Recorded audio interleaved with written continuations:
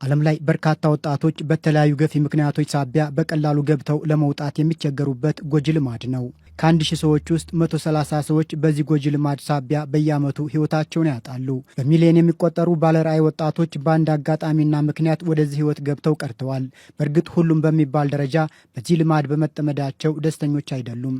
ደባል ሱስ ዓለም ላይ እጅግ አስከፊው ልማድ ነው። በርካቶችን በለጋ ዕድሜያቸው ቀጥፏል። በርካቶችን ከህልማቸው አኮላሽቷል። በርካቶችን ከትምህርት ቤት አስቀርቷል። የበርካቶችን ትዳር አፍርሷል። የብዙዎችን ጤና፣ አስተሳሰብና አካላዊ ቁመና አበላሽቷል። ስሜ ቢኒያም ገዛኝ ከበደ እባላለሁ። የመጣሁት ከሐረር ነው። ከሐረር ስመጣ በጣም በልጅነቴ ነው ወደዚህ ወደ አዲስ አበባ የመጣሁት። ሰርቼ ያው ቤተሰብ ቀይራል ምናምን ብዬ ነው። ግን ያጋጠመኝ ከከተማው አንግል ጥሩ ላይፍ አልነበረኝም። ከጓደኞቹ ጋር በምንውል ሰዓት የምንጠቀማቸው ብዙ አይነት ነገሮች አሉ። ሐሺሽ አለ፣ ሱስ አለ፣ መጠጥ አለ። እሱን ተያያዥ ነገሮችን ሁሉ እንጠቀም ነበረ። ስሜ አይመን ከድር የምኖሩ ደስ ያው ተማሪ እያለን አንዳንድ ነገሮችን እናየል ባቻ ግፊት ተለምዶ ለማየት እንደዚህ ሳታውቀው ትገባለህ፣ በዛው ደግሞ ትለምዳለህ ማለት ነው። ነፍሳ ሰይድ እባላለሁ። የጎንደር ልጅ ነኝ። እናቴ ጋር ነበርኩ። ከዛ አባቴ ሀገር ውስጥ አልነበረም። ከውጭ ሀገር ሲመጣ እኔ ወደ አዲስ አበባ ይዞኝ መጣ። እዚህ ደግሞ አንዳንድ እንጀራ እናትም ስላለኝ ከሷ ጋር በመጋጨት ከቤት ወጣው። ትግስት ተመስገን እባላለሁ። ብዙ ጊዜ በጎዳና ህይወት አሳልፌያለሁ። ትንሽ የኔ ለየት የሚያደርገው ነገር ቀን እተኛለሁ፣ ማታ ማታ ያው ስዞር ማድረው። በትዳር ነበረ የወለድኩት። በቃ በአንድ አመቷ ከልጅ አባት ጋር ተለያየሁ። ስሜ ብሩክ ሰለሞን ይባላል። እኔ ጎዳና ላይ ወደ 2 አመት ከ6 ወር ያክል ኖር ያለውና በዛ ላይፍ ውስጥ ስኖር ብዙ ሱሶችን እጠቀም ነበር እና አባቴ ሲሞት እኔ የ10ኛ ክፍል ተማሪ ነበርኩ። ከዛ በቃ በዛ እንትን የሱን ሀዘን ለመርሳት ምናምን ወደ ጎዳና ወጣው። ከዛ ጎዳና ላይ ደግሞ ያው ብርዱንም ረሃቡንም ለመርሳት ምናምን ብዙ አይነት ሱሶችን ተጠቀማለህ።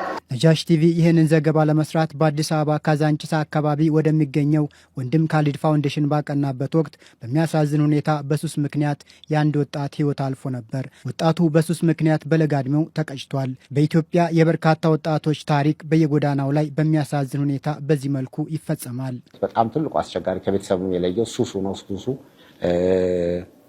ኦርጋኑ ፌል እንዲያደርግ አድርጎ እንግዲህ ጉበቱ ተነክቶ ነው የሞተውና እንግዲህ ይሄ ቆይቶበት ራስን ተስፋ ማጣት፣ መቁረጥ፣ ራስን እስከ ማጥፋት ድረስ የሚሄዱበት ሂደት፣ ደማቸው ፈሶ ራሳቸውን ቆርጠው የሚሄዱበት ሂደት አለ። እንግዲህ ይሄ ብዙ የተማርንበት ያየንበት ሂደት ነውና ትልቁ እንግዲህ ከራሳችን ጋር የተፈጠረ ነገር አይደለም፣ ማስቀረት የምንችለው ነገር ነውና በርካታ ጥናቶች እንደሚያሳዩት በተለያዩ ሱሶች የሚጠቁት አብዛኛዎቹ ወጣቶችና የዩኒቨርሲቲ ተማሪዎች ናቸው።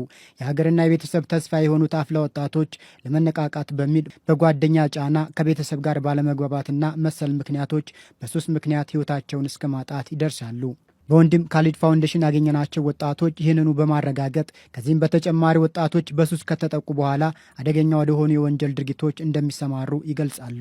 ማዘር እሱን ሱስ እንዳቆም ብላ እስከ ማሳሰር ድረስ ደርሳ ነበርና ታስሬ ስፈታ ደግሞ እኔ የሰው ልጅ ያው ከቅጣቱ ወይ ማራድ ወይ ጨምሮ ይወጣል የሚባለው እኔ ደግሞ ብሶብኝ ከዛ በላይ ሆኜ ነበር የወጣሁትና ጭራሽ ከቤት ዕቃ እስከ መውሰድ ድረስ የሚደርስ እንትን ሳረግ በቃ ውጣ ተባልኩኝ። በመሃል ወደ ስርቆትም ምንም አለ። በቃ እስር ቤትን ኖርማል ነገር አድርጌ ማሰብ ጀመርኩ። ስቆይ ብዙ አይነት ያጣዋቸው ነገሮች አሉ።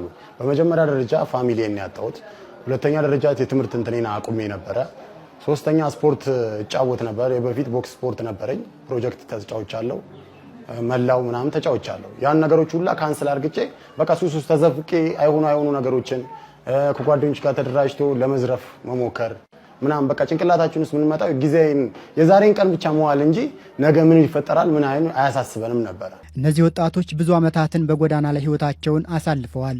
እንደ አጋጣሚ ሆኖ ግን የእነዚህን ወጣቶች ታሪክ ወንድም ካሊድ ፋውንዴሽን ለውጦታል። ወጣቶቹ ወደ ወንድም ካሊድ ፋውንዴሽን ከገቡ በኋላ ሁሉም በሚባል ደረጃ ከነበረባቸው ደባል ሱስ ነፃ ሆነዋል ማለት ይቻላል። ሱስ ማገገቢያ ሪሃብ የምንሰጥበት ህክምና ሂደትና ክትትል አለ። እሱ ካረጉ በኋላ ስልጠናዎች ወስደው ከስልጠና በኋላ ደግሞ በቀጥታ የተለያዩ ኩባንያዎች ላይ ስራ በኮንስትራክሽን እናስገባው ብዙ አይነት ትሪትመንት ተደርጌያለሁ። የህይወት ክህሎቶችን ተምሬያለሁ። ሙያዊ ስልጠና ከተፈሪ መኮንን ፖሊ ኮሌጅ እየተማርኩ ነው። አሁን በሼፍ ደግሞ የግል እንትን እየተማርኩ እገኛለሁ። የጥፍር ሙያ ዞማ ቢቲ አካዳሚ ተምሬ የጥፍር ስራ አግኝቼ እየሰራሁ እገኛለሁ። ማንነቴን ያገኘሁት ያው ሱስ ስተው ነው። እኔ ወንድም ካሊ ሳይሆን ለኔ አባቴ ነው።